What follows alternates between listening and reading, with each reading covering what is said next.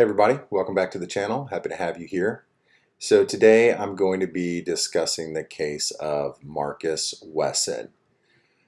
When I first found this one, I actually had to think and I had to say to myself, do I really want to talk about this one? Because this guy is just next level of human depravity. I mean, this guy was almost like nothing I'd really heard of before.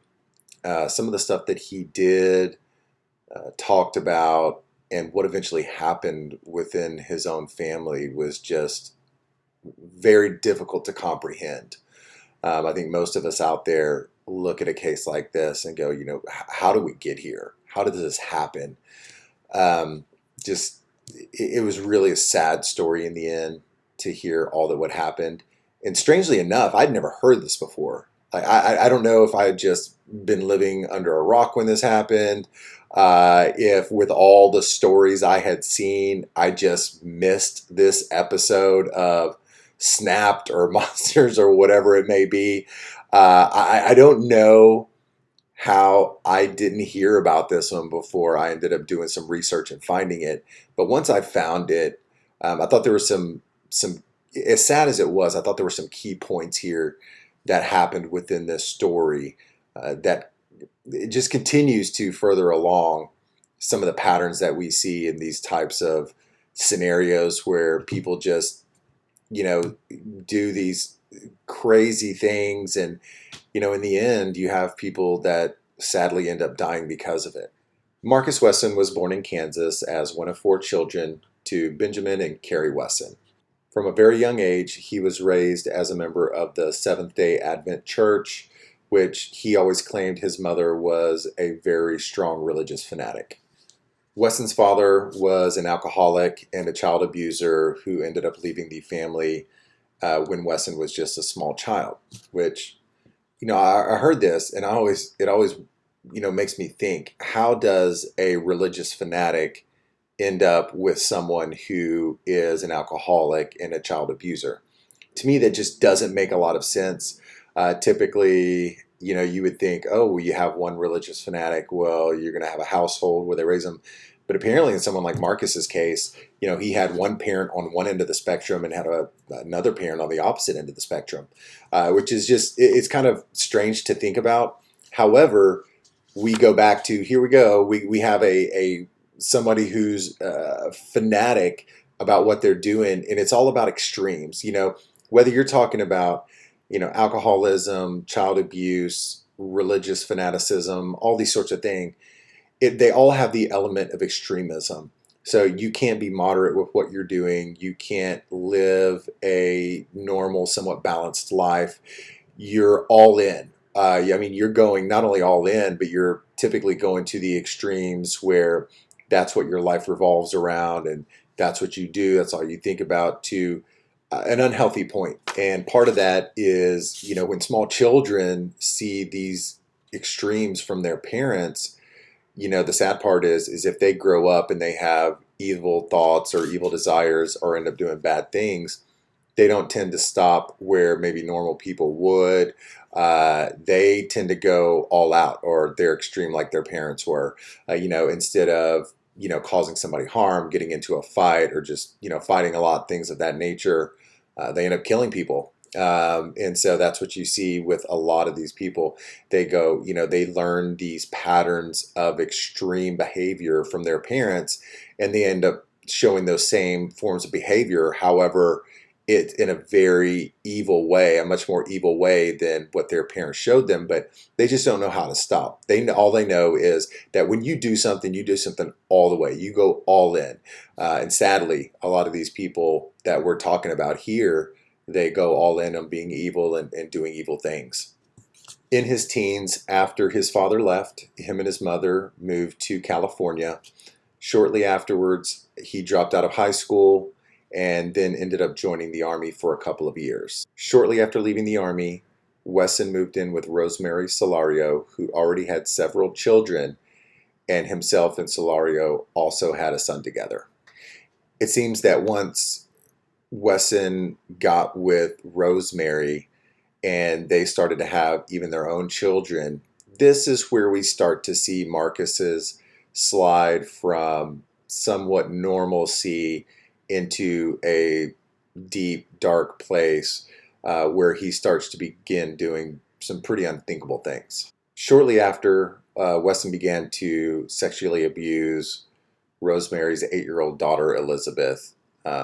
Personally, as a father of 4, the level of disgust that makes me feel is just undescribable. I have 2 twin daughters who are 10 years old who are very close to the same age that Elizabeth was.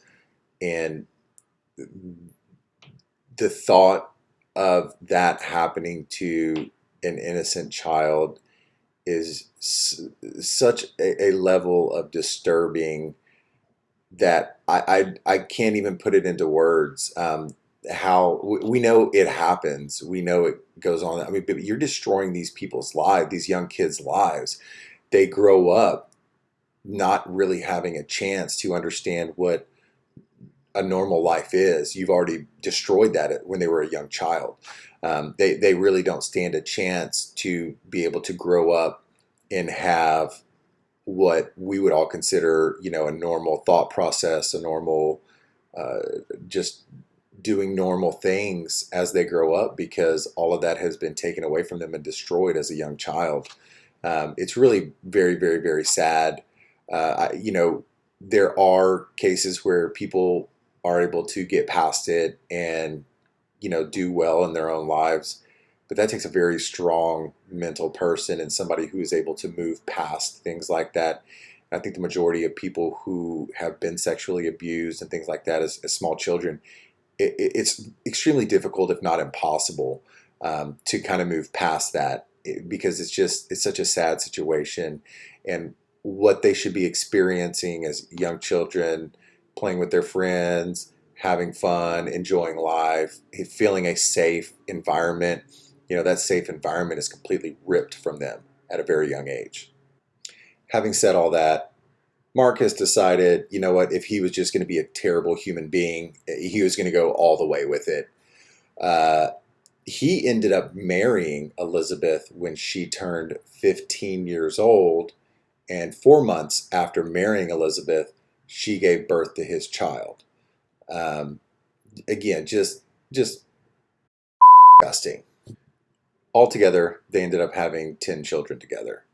Now, the extremely sad part about that is when you have a sexual predator, when they begin to have children, especially somebody that has the mindset of Marcus Wesson, all it does is just give them access to more children to abuse.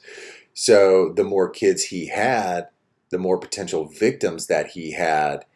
And, somebody with just a complete inability to control themselves and adhere to laws of morality and being a decent human being, he had obviously, left that room a long time ago. And so now he's got all these other children, and it's just so sad to think that just gave him access to have more abuse victims. Further compounding that problem was one of Elizabeth's sisters had 7 children of her own. She was unable to care for the children, so she actually left them with Marcus and Elizabeth to help raise. Now, I have an issue with this, because unless this person was completely blind to anything that was going on or within her own background, I know she grew up with Marcus, so maybe it was, maybe there was something else going on there where she didn't feel that leaving her children with somebody like that would be that bad. However, I don't understand how that could be.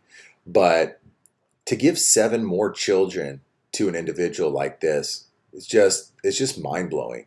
So now this guy has just a ton of kids at his disposal, and it's just sickening to think of. So it was already bad enough that he had his own kids that he was abusing, but now he's got 7 nieces / nephews that he could potentially abuse as well.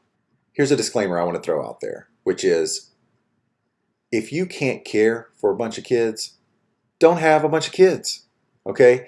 But believe it or not, there are ways around this.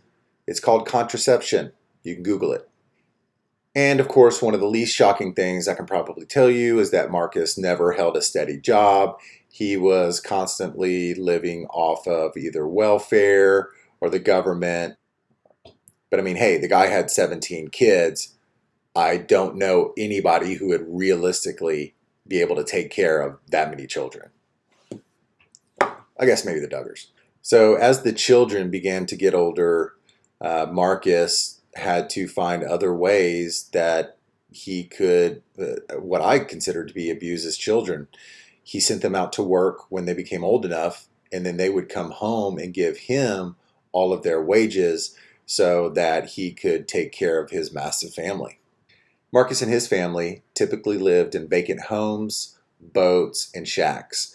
However, in 1989, the government finally caught up with him and convicted him of welfare fraud and perjury. Throughout this time, Wesson was continually abusive to his wife, his children, his nieces, and his nephews. He even went as far to not let his wife, also stepdaughter, at one point not play an active role in any of the children's lives. He didn't allow her to have any say-so in their upbringing, what they thought, what they were taught. Everything was controlled by Marcus Wesson alone. Marcus homeschooled all of the children, which I think is pretty logical because he wanted to keep control of them. He didn't want them going out into the world and actually learning what normal people and normal lives were like. He wanted to be able to control the entire environment and everything that they learned and that they thought. And he taught all of the children from a handwritten Bible that he wrote, which focused on Jesus Christ being a vampire. That's right, Jesus Christ as a vampire.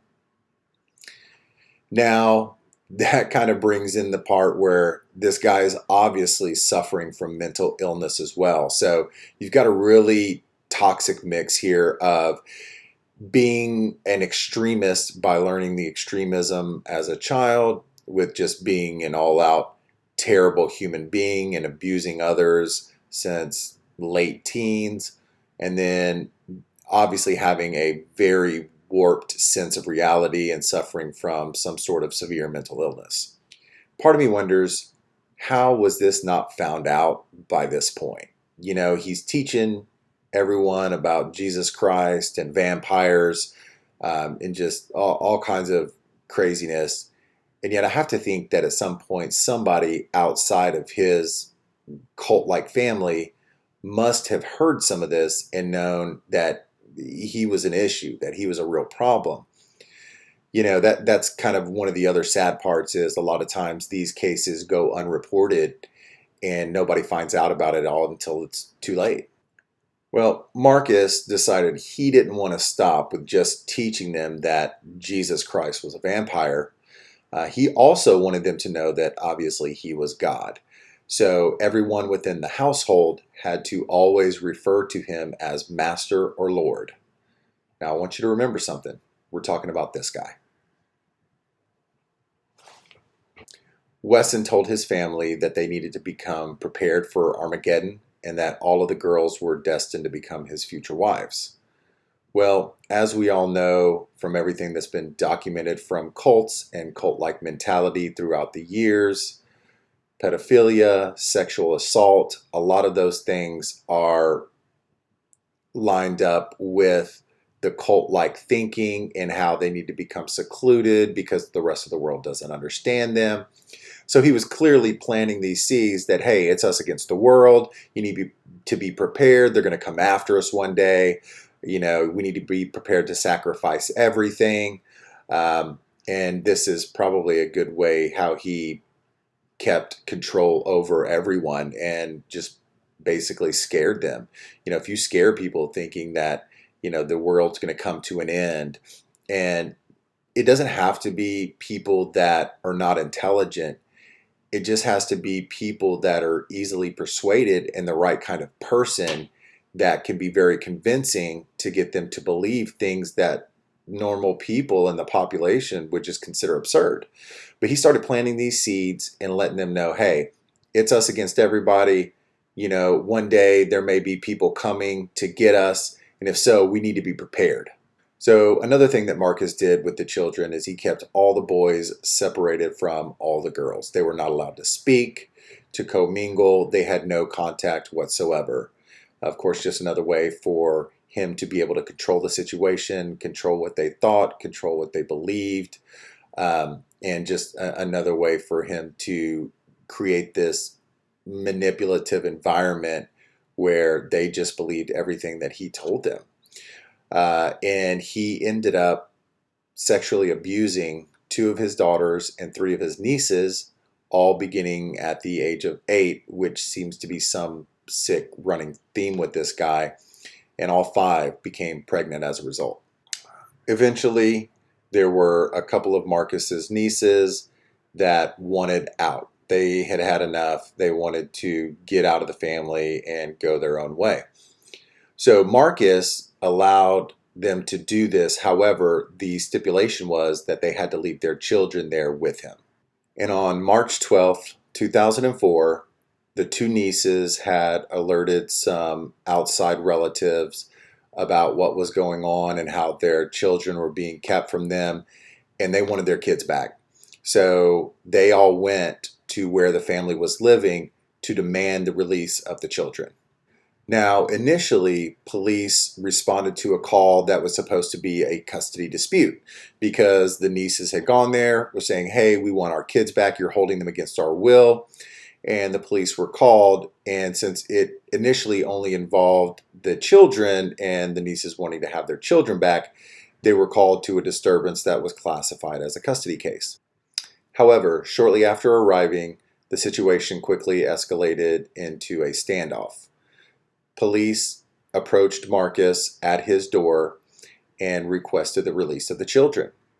What Marcus told them was that he wanted to go inside. He said he would release the children, but he wanted to go say goodbye to all of them first. Marcus then went inside and he closed the door. He was gone for an hour and a half. Now, this is where the story becomes a little strange because the Fresno police said that they never heard any gunshots. However, there were witnesses that were close by who claimed that they did hear gunshots. So there's a little bit of a discrepancy there. It's hard to say, if they heard the gunshots, if they didn't. You would think that if the police heard the gunshots, they would have immediately stormed the home where they were staying.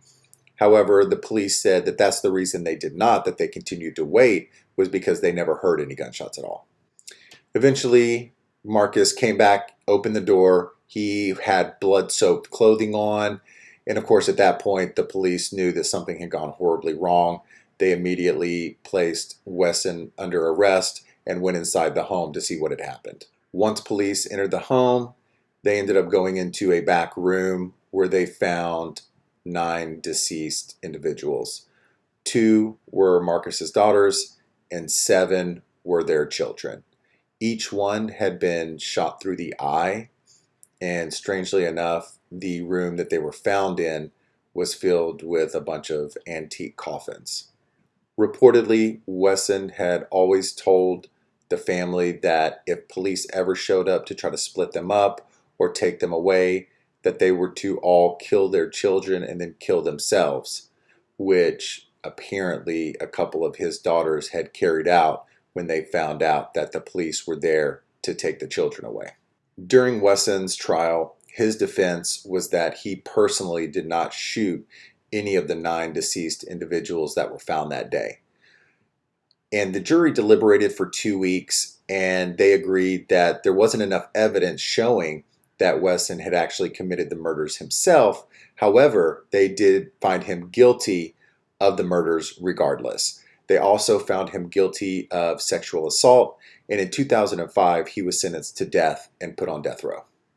Wesson was 57 years old when he was arrested, and the deceased individuals ranged in age from 25 to 1 year old. And sadly, as of today, he is still on death row and hasn't been completely punished for his crime. Sadly, in a case like this, I'll be honest, like reading some of these things was very difficult to go through. However, these people exist. They are out there. They are among us, even though we may not know that, we may live in our own bubble where we live, and, our lives may be great and good. However, we find stories like this. And I know when I came across this one, it was so much that I just couldn't quite grasp it at first. However, these stories need to be told because if any of these things can be picked up on, if somebody would have just called and said, "Hey, I think something strange is going on at this home. Something strange is with this family." Any of their relatives that caught any wind of maybe what was being taught or what was being done in the home. There could be 9 individuals that could have been rescued at some point and living more of a normal life than they had, obviously, when they were with him. All in all, just an extremely sad story. Uh, Again, I don't know how I did not know of this story. It actually was one of the worst mass killings in California. You know, Again, the whole thing is just incredibly, incredibly sad. I'm hoping that once the rest of the family members who were found alive in there were able to get out, get help, get treatment, and be able to move on with their lives and learn that what they had been taught their entire life was not reality. This was not true. That there is a good world out there filled with good people, and that they were allowed to live the rest of their days, hopefully undoing a lot of the harm that had been done by Marcus Wesson. I just want to say thanks for watching. I really do appreciate every view I get on here, every like, every comment. This is something I do enjoy doing. Again, I've loved true crime for a long time. And I find this as a fun opportunity to come on here and share different stories, especially ones that I personally didn't know about before I researched them. So anytime you can drop a like. If you want to subscribe, I should be coming out with videos, hopefully at least a couple of videos every week. I'm going to do my best. But again, thanks for coming by, and y'all have a great evening.